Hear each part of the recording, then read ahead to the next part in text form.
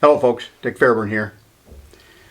I've done a couple of Charlie Kirk videos trying to explain what I think probably happened ballistically that day that he was killed.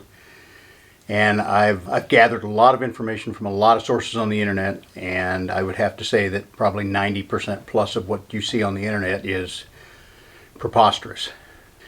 I didn't want to do any more until we knew something about the autopsy. And the details of the Charlie Kirk autopsy have supposedly been leaked now.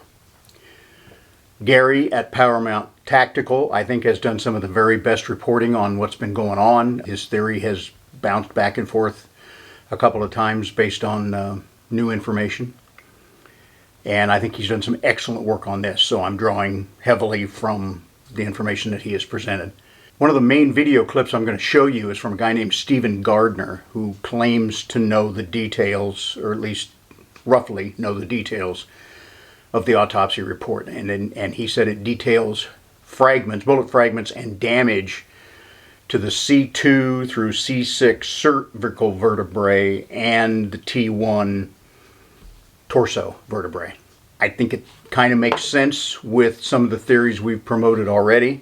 So stick around. I'm going to tell you how this information fits into the theories that I have come up with, and to a large degree what Gary at Paramount Tactical thinks. If, and only if, Charlie was wearing some kind of thin executive level plate armor under that t-shirt. So stick around, we'll talk about it.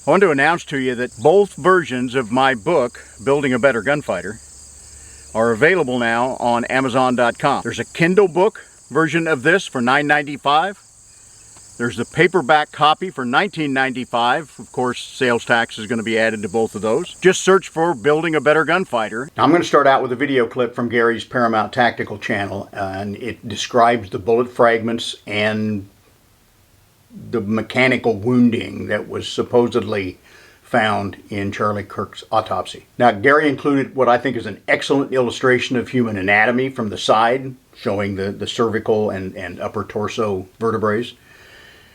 He describes a bullet line of flight based on a 10-degree downward angle. I think it's more like a 6 or 7 degree downward angle, but that really doesn't significantly change what's going on here. So I'm going to run that video. Now we are believing that the bullet, a 30-06, because of the gun that was found in the backwoods near somebody's chicken coop. So that gun had a spent casing of a 30-06, but we don't know with 100% certainty that the bullet that was in that casing is the bullet in Charlie Kirk's neck. Okay, here's what I've gathered. The injury to Charlie Kirk's neck starts at the C2 neck vertebrae. The bullet crashed through C2, 3, 4, 5, and 6, sadly completely destroying Charlie Kirk's spinal cord. This is what made him tense up. This is what made his heart stop beating, and why gushes of blood versus squirts of blood were coming out of him. The doctor found the main portion of the bullet near his T1 thoracic vertebrae, so near the spine, down where the neck vertebrae connect to the upper back vertebrae. So not only is that information pretty spectacular, I think it changes some of my analysis if it's true. So we know here on this anatomy chart, we can see the approximate location of, this diagram's Adam's apple. And we know that that impact that we see, the wound that we see on Charlie, is slightly below that. Now, we know from multiple angles that Charlie wasn't sitting perfectly straight up. He was kind of slouching forward. So I've actually moved this graphic a couple of degrees. I canted it just a couple of degrees. It's probably not exact, but it's more accurate than just keeping it straight up and down, because that's not how he was sitting. So what we're saying is that even though this bullet is coming at around a 10-degree downward angle, if it just lodged into T1, okay, that makes perfect sense. But what we're also saying is that somehow Bullet crashed through C2, 3, 4, 5, and 6. folks, that is nuts to me, because we have a downward angle. So that's not just changing the direction by 90 degrees, it's more than 90 degrees. And that doesn't make sense to me. So not only did we have this round basically enter below his Adam's apple and hit C2, C3, C4, and C5, and then also hit T1, but we also had bullet fragments go downward and potentially decimate his heart. From a ballistics and physics standpoint, that doesn't make a lot of sense to me if we're dealing with that. Now, going back to what he also said regarding soft point or full metal jacket. Also, near T1, but not next to the bullet, were multiple fragments of the bullet. Now, a full metal jacket 30-06 round would have gone right through Charlie, would have gone right through the bone of Charlie. A soft point 30-06 would likely have mushroomed, but caused massive amounts of damage, which we didn't see. We also know for a fact no bullet left his body. There was no blood spray, no blood spatter, and no hole in the banner behind him. So I completely agree with that. Nothing that we're seeing here can be explained by a full metal jacket round, a soft tip hunting round, and then the fact that we do not have an exit wound is one of the most inexplicable, with a 30-06, is one of the most inexplicable parts of this entire case. And of course, that has been talked about ad nauseum. Here we see the damaged areas of Charlie's spine, allegedly. It shows that the T1 vertebrae would have been in line with a shot that passed through the visible wound in Charlie's neck. And supposedly the autopsy said the main portion of the bullet was found in the area of T1. Now, the inference being drawn by both Gary at Paramount Tactical and Stephen Gardner is that somehow the bullet traveled down from C2, at the base of the skull, basically down to T1 at the base of the neck. Now, I haven't read the autopsy. I don't believe either of those have. We've not seen the x-rays. This is just an inference. And it suggests that there was bullet fragments shed as that bullet traveled from C2 down to T1. That's very unlikely at the remaining velocity. Plus, it's very unlikely that the bullet went downward at this angle and then somehow went up to C2 and then back down to T1. And Gary even mentions some fragments supposedly being found in the area of Charlie's heart. Now, initially in Gary's video here, he assumes a direct bullet impact on Charlie's neck at the point where we saw that wound appear in the videos. Now, in my opinion, that neck wound was an entry wound, not an exit. But I don't believe it was from the direct impact of a bullet. Direct impact of a bullet to human skin generally just leaves a pinhole. You can look back on Gary's website, you can look at my first video, and it shows bullets being fired into like a pork shoulder. They just make a pinhole where they enter, but they make a substantial wound where they exit. So I don't think this was a direct bullet impact, but a bullet fragment that ricocheted from a plate would have been a more flattened projectile, and I'll show you some examples of that. That would have caused that enlarged entry wound and would have sent that fragment up towards the C2 to C6 cervical vertebrae region. Now, at the risk of offending people, most doctors, including medical examiners, pathologists, have very little accurate knowledge of terminal ballistics. They think they do. But I had the opportunity to spend several hours over the interactive time we had with Dr. Fackler, who invented the whole field of terminal ballistics. And he kept saying the reason he did his research at the Army Letterman Lab was to better teach doctors how bullets interacted with human tissue, because they didn't know how. They thought they knew, but they didn't really know the reality. I'll go a little further, and I will say that most shooters, including experienced snipers who have pulled the trigger many times, really don't have a lot of accurate knowledge of terminal ballistics either. They think they do, but generally what they saw was through the optics of a rifle or a spotting scope. Very rarely did they go down and examine the wounds or find the bullet fragments. That's something that big game hunters do. That's something that I've done a lot of in the course of my life, as well as doing a lot of terminal testing in water and in 10% gelatin formula. So I think I have a good idea of how bullets respond when they hit animate targets. Now, there's some things that I think we can safely assume. The charging documents for the killer list a 30-06 rifle, and that rifle is said to be matched to that shooter through DNA left on the weapon. Now, everybody shows you that picture of a Mauser with a scope in a cardboard box, and I have done it on my videos as well. I'm not sure that that is the actual evidence weapon. It came from the New York Times, and it's very possible that they just found a stock photo of a Mauser with a scope on it and published that. That may or may not be the weapon used to kill Charlie Kirk. In fact, it's unlikely, in my opinion, that that rifle would have had a synthetic stock. More than likely, it had a wood stock, based on what I've seen a lot of those converted rifles. Now, the rifle was said to be Grandpa's hunting rifle.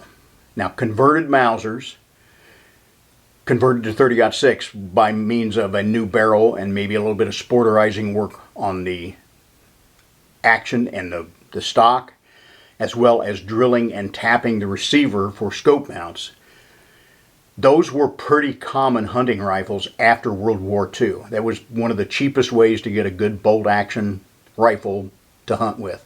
Now, I saw a lot of those rifles out west when I lived out there. That was fairly common for Grandpa's generation to have those kind of rifles before commercial Winchesters, Remingtons, and bolt actions were out there. They could be Mausers. There were converted Springfield 03s. There were converted Enfield 1917s. Saw a lot of all of those.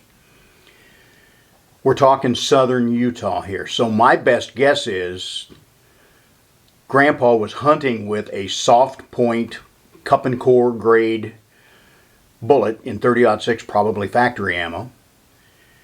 The most likely bullet weights are 150 or 180, and hunting in southern Utah, which would include elk hunting country, my guess would be Charlie was more than likely hit with a 180 grain soft point bullet. No way to know for sure without a lot more details, but that is my guess. Now, it just so happens I have tested a 180 grain 30-06 bullet in 10% gelatin, and I will show you a close-up of this bullet. They do not generally blow into fragments unless they hit something very hard. And I'm talking a major bone in an animal, perhaps the vertebrae of a human,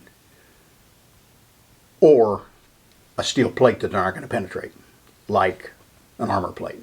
Now, at the end of Gary's latest video on this, he says that the wounds could make sense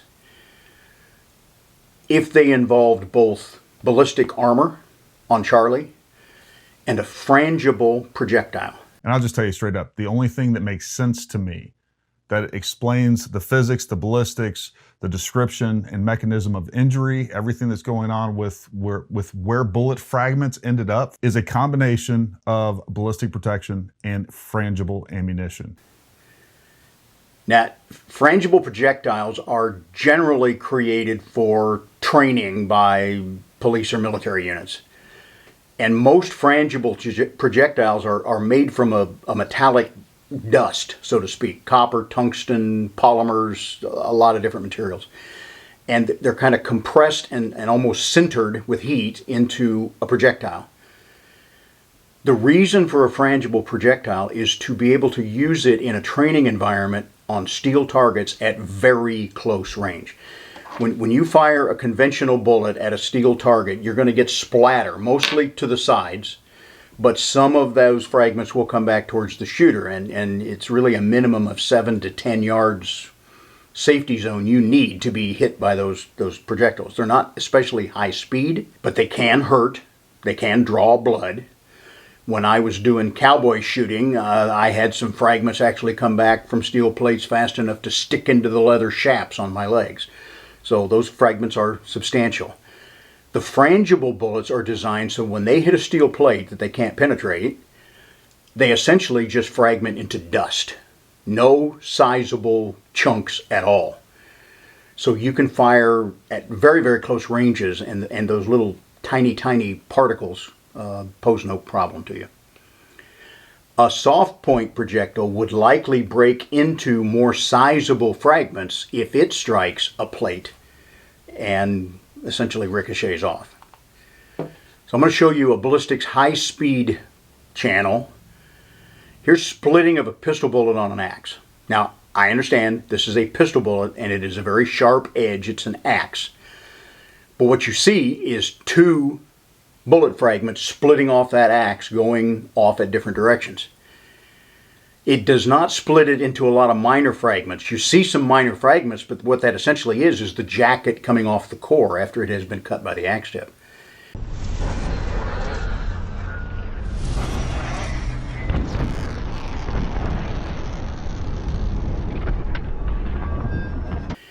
The edge of a steel plate, if a bullet were to hit almost precisely at the very edge of a steel or titanium plate, the bullet could be split, with part of it going up and part of it going down onto the plate.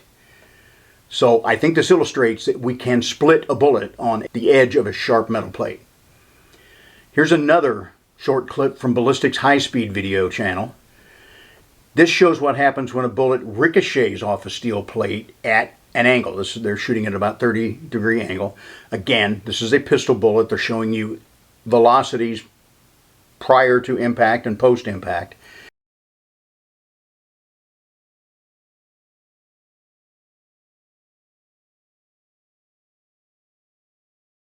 And then we see the major portion of that bullet veer off into a gelatin block, and it penetrates pretty deeply into that gelatin block.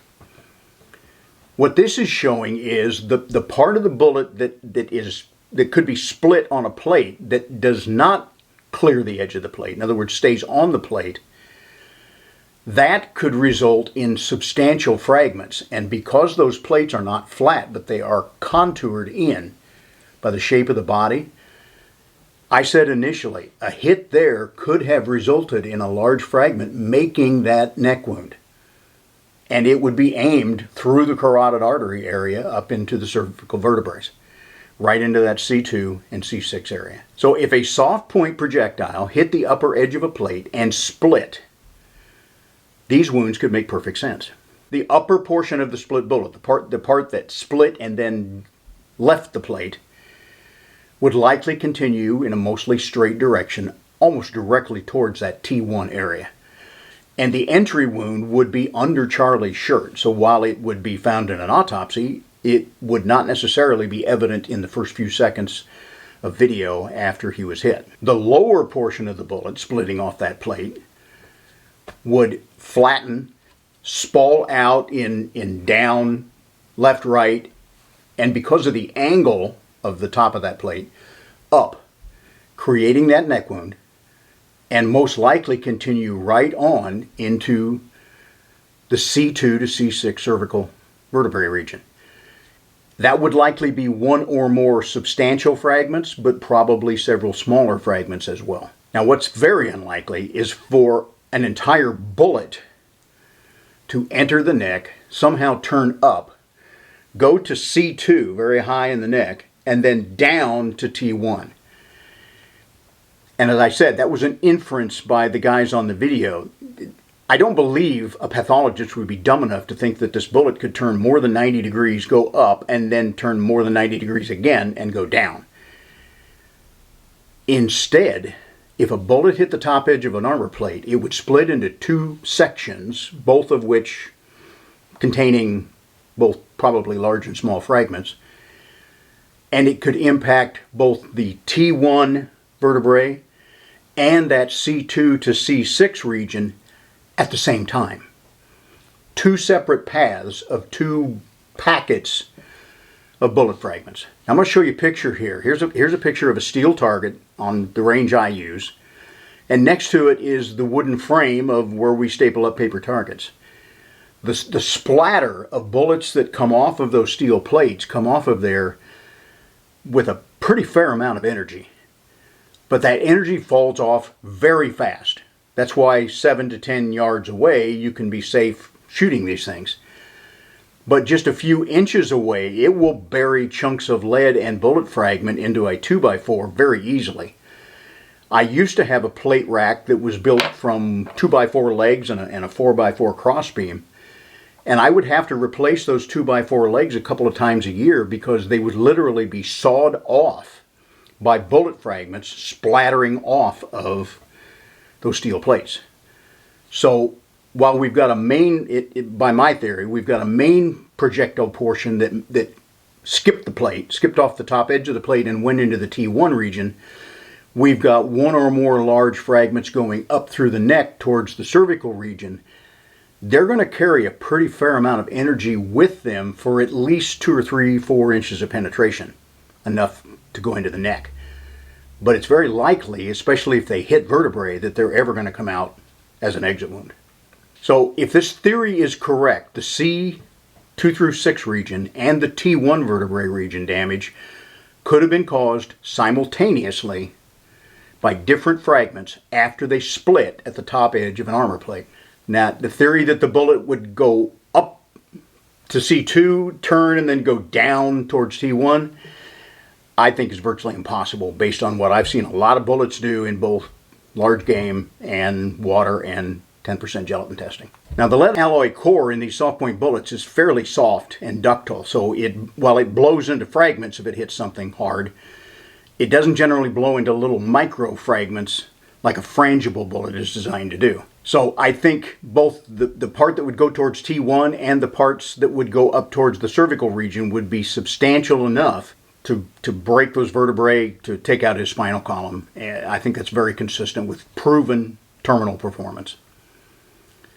So once again, I think the most simple explanation is often the correct explanation. I think Gary at Paramount got it right at the end of this video and said if there was ballistic protection there, these wounds could be consistent with a .30 caliber rifle bullet. He said it had to be a frangible bullet. I disagree. I think a frangible bullet would not cause those wounds because it would have blown primarily into micro fragments, whereas a soft point bullet, either 150 or 180, I'm guessing 180 because this, Grandpa probably used this in elk country. That would give you more bullet metal to do more damage. I think probably a soft point bullet. Folks, tell me what you think. We don't know. It will be a long time before we know for sure. We may never know for sure about the ballistics of what happened in Charlie Kirk's murder. If you find these videos worthwhile, please subscribe, resubscribe as necessary, share these things around, give me a like. Most important, we're looking at dangerous days. We see more and more violence on the streets almost every day.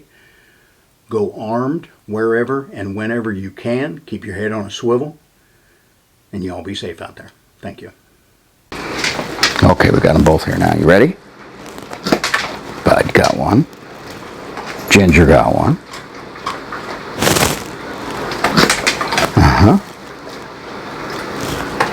Oh, she missed it. She usually gets them, doesn't she, Bud? Okay, girl, last one. You ready? You ready? Yeah! That's all there is till next time.